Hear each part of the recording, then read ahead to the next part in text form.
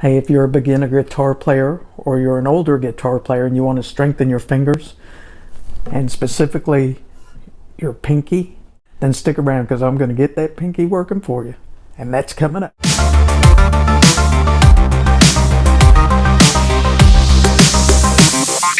Today I've got two exercises that if you do them just a couple of minutes a day, you'll get your fingers moving and they're going to become nimble. And the first exercise, we're going to start here on the 3rd fret. So you're going to be in these 4 boxes. 3, 4, 5, 6. You want to play on the tips of your fingers. Go to the next string.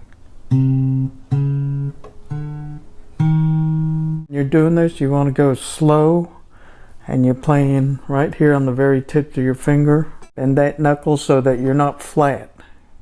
You want to be able to hear the string. The way that you can get that pinky working for you is, first of all, we can